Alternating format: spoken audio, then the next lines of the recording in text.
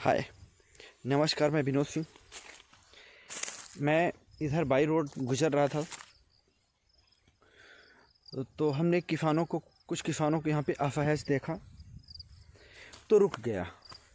किसानों की हालात जानने की कोशिश की कि किसान एक्चुअल में असहज क्यों हैं, वो परेशान क्यों दिख रहे हैं। तो हमने आके देखा कि किसानों के ऊपर कुदरत की मार पड़ी है। आप जिस तरह से कुदरत की मार झेल रहे हैं, तो ये बताइए किस तरह से निजात पाएंगे आप, किस तरह से और एफर्ट करते हैं और मेहनत लगाते हैं, क्योंकि किसानों को इस टाइम पे तरह तरह की समस्याएं। तो क्या क्या समस्याएं आती है खेती करने में? बहुत समस्या आती है पत्रकार महोदय। पहली समस्या तो आवारा पशु नष्ट कर दिए किसान को। जी जी। दूसरी बात ये है कि शासन प्रशासन माने वहाँ से भी नष्ट हो गया। हाँ, कोई ध्यान नहीं देता। सही तरह की बीज नहीं मिलती, सही तरह की बीज मिल गई है तो सही तरह की खाद नहीं मिलती, सही तरह की खाद मिल गई तो सही तरह का मुनासिब रेट नहीं मिलता। इसके अलावा आप ये कहना चाहते हैं तो इस तरह से आप सरकार से भी टूटे हुए हैं। हम सरकार से भी टूटे। उसके बाद जो बचा खोचा था तो कुदरत की मार पड़ी कि अब बिल्कुल टूट गए। अब आत्मबल बिल्कुल रह ही नहीं गया। अब करें तो क्या करें? चलिए, आत्मबल बनाए रखिए।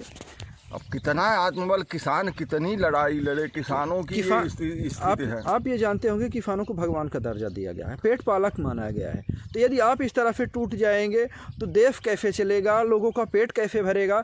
आप ढाढ़स बना के रखिए, देश आपके साथ खड़ा है, सभी किसान भाइयों के साथ खड़ा है। हम व्यक्तिगत ही हम तो है ही हैं परेशान, पर हर किसानों की ये बात बता रहे हैं कि किसानों को तीन मार पड़ी है। बेमौसमी बारिश तो पूरे प्रदेश में हुई है, लगभग पूरे देश में हुई है। बताइए, माने ये बारिश दबिया हटाते हैं, उसके नीचे पानी है, आपको दिखाए ले जाकर। जी जी जी। तो अब किसानों की, ठीक है, हम आपके साथ खड़े हैं, आपकी आवाज़ हम उच्च स्तर तक पहुंचाएंगे और चाहते हैं कि इस पर शासन प्रशासन कुछ ध्यान दे। हम किसानों के बात पर कुछ ध्यान दे करके और कुछ ऐसी व्यवस्था जो शासन के नियम के अंतर्गत हो, जी जी, जो प्रावधान मुनासिब आपको सहयोग किया जाए। धन्यवाद जी।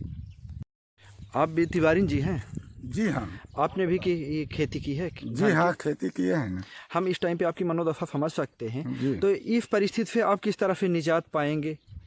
अब कैसे निजात पाएंगे? कुछ शासन सहायता मिल जाएगी तो कुछ निजात पा जाएंगे, और नहीं तो इसकी भरपाई कहाँ से हो पाएगी? आप किससे गुहार लगाना चाहते हैं कि आपके मुनाफिफ जो है तो मुआवजा दिया जाए? जो फसल आपकी बर्बाद हुई है तो उसके यथा उचित आपको मुआवजा दिया जाए। आप किससे गुहार लगाना चाहेंगे?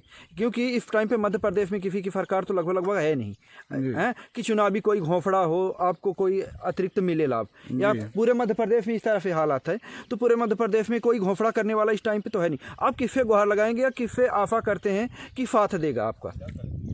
अब जिला कलेक्टर साहब से, तहसीलदार साहब से यही आशा करते हैं, उम्मीद।